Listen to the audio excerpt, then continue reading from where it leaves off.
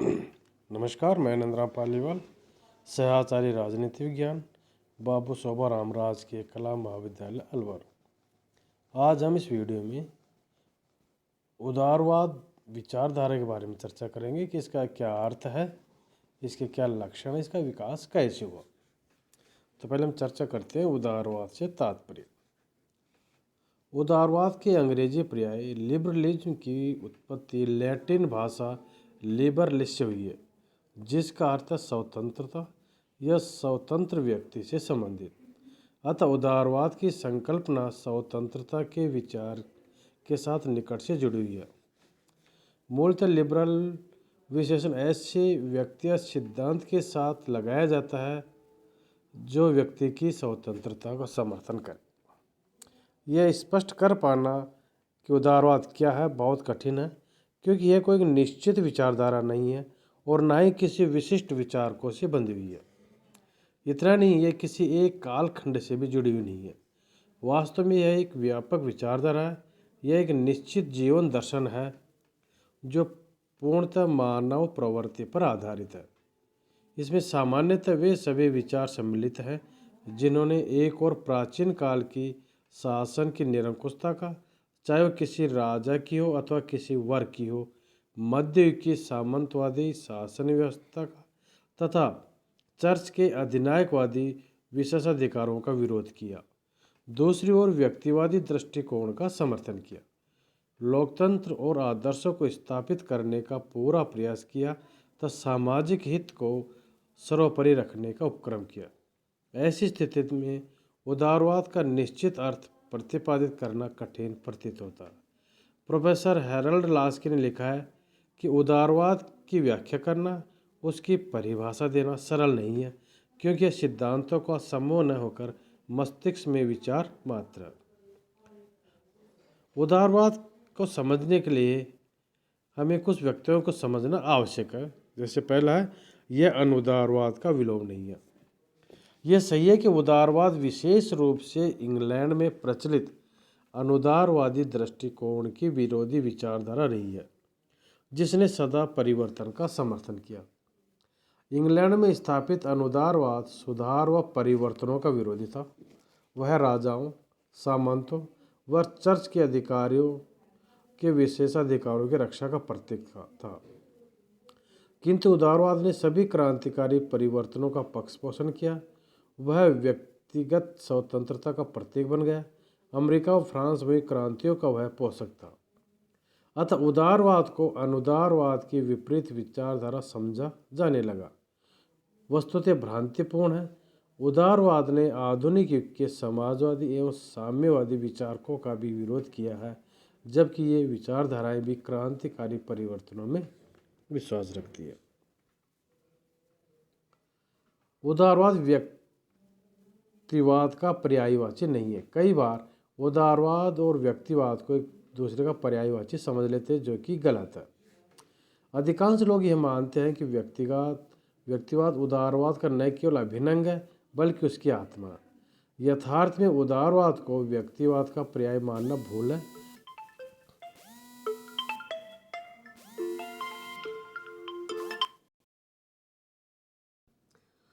व्यक्तिवादी विचारधारा व्यक्ति के जीवन में राज्य के हस्तक्षेप को सहन नहीं करती, जबकि आधुनिक युग में उदारवाद ने व्यक्तिवादी दृष्टिकोण से आगे बढ़कर राज्य के सकारात्मक पक्ष को स्वीकार कर लिया है। राज्य जनहित के लिए व्यक्ति के जीवन में हस्तक्षेप करने का अधिकार रखता है।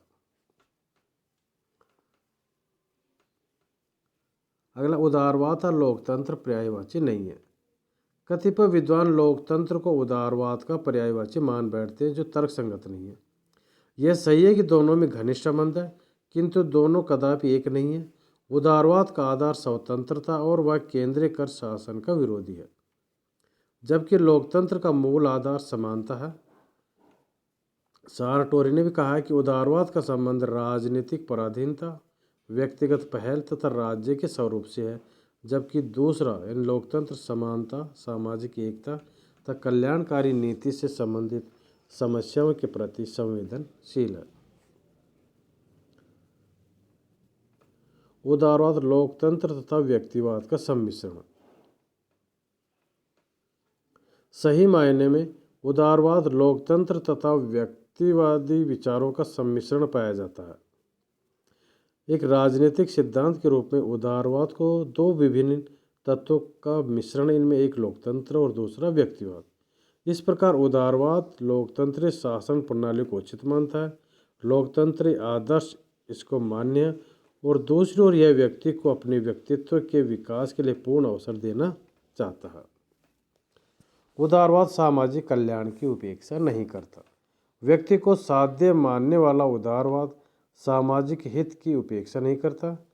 यद्यपि यह राज्य को साधन के रूप में स्वीकार करता है, तथापि व्यक्ति स्वतंत्रता को उस सीमा तक सीमित करने का आदेश देता है जहाँ तक सामूहिक हितों की प्राप्ति उचित है। यह व्यक्ति के व्यक्तित्व के विकास और समाज के कल्याण में उचित सामंजस्य स्थापित करने के पक्ष में है। हम चर्चा करेंगे उदारवाद का विकास कैसे हुआ। पहला, पुनर्जागरण। पुनर्जागरण का दौर 14वीं शताब्दी में इटली में शुरू हुआ और बाद में फ्रांस, स्पेन, जर्मनी और यूरोप तक फैल गया। धार्मिक चर्च के पारलौकिक दृष्टिकोण का विरोध हुआ और व्यक्ति के संबंध में लौकिक दृष्टिकोण को अपनाया गया। इससे कला और साहित्य के क्षेत्र में चर्च के एकाधिकार का अंत हो गया और इनमें धार्मिक उपदेशों की जगह मानवीय संवेदनाओं को प्रमुखता दी जाने लगी। इससे राजनीति में मानववाद को बढ़ावा मिला। धर्म सुधार। मध्य युग में पोप का धार्मिक क्षेत्र में एकाधिपत्य था। उसकी निरंकुशता का सर्वत्र विरोध होने लगा। मार्टिन लूथर और काल्विन जैसे धर्म सुधारकों ने धार्मिक निरंकुशता का विरोध किया। इससे धार्मिक क्षेत्र में व्यक्ति स्वतंत्रता का मार्ग खुला। निरंकुश शासकों का विरोध। 16वीं व 17वीं शताब्दी में यूरोप के देशों में निरंकुश राजतंत्र स्थापित हो गए। ये राज्य अपनी उत्पत्ति का आधार दैवीय सिद्धांत को मानते थे, जिसमें राज्य असीम निरंकुश शक्तियाँ रखता था। इस दृष्टिकोण का विरोध होना स्वाभाविक था। John Locke, J S. Mill, Herbert Spencer आदि विचारकों ने दैवीय सिद्धांत और उससे उत्पन्न निरंकुश शक्ति पर प्रहार किया।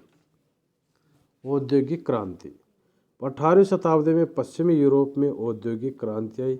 नए उद्योगों की स्थापना से नए बाजार और नए शहरों के निर्माण को बढ़ावा मिला।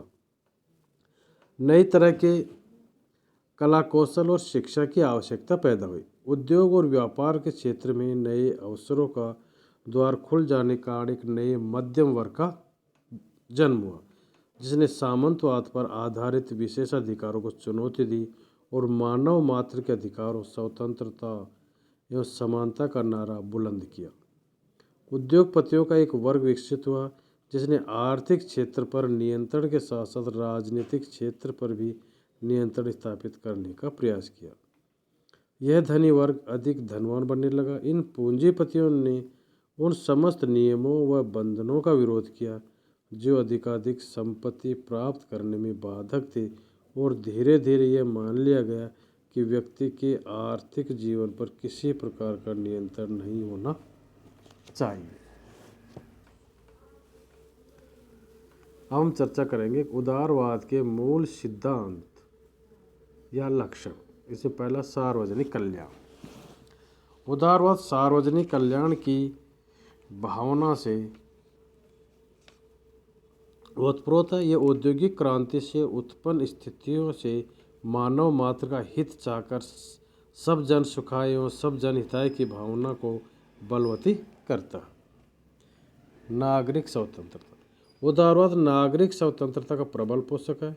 नागरिकों को विधि के द्वारा आवश्यक स्वतंत्रता प्रदान की जानी चाहिए। यह निश्चित विधान एवं विधि की व्यवस्था चाहता। स्वेच्छाचारी शासक का अंत हो सके तब व्यक्ति का विकास तीव्र गति से संभव हो सके। मानवीय विवेक में विश्वास। उदारवाद बुद्धि एवं विवेक का समर्थक है तब भावना एवं विश्वास पर विवेक का अधिकार चाहता है। इससे ऐसा लगता है कि उदारवाद भावना पर विवेक को प्रधानता देकर स्वतंत्र चिंतन के महत्व को प्रतिपादित करना चाहता है। अगला, उदारवाद व्यक्ति को साध्य मानता है और राज्य साधन है। उदारवाद व्यक्ति की गरिमा और प्रतिष्ठा को बनाए रखना चाहता है। समाज और राज्य व्यक्ति की प्रगति और उत्थान के साधन है। इस विचारधारा के समर्थकों का कथन है कि समाज व्यक्ति की आवश्यकताओं की पूर्ति करता है और सरकार समाज की आवश्यकताओं की पूर्ति के लिए है। सीमित तथा संवैधानिक शासन की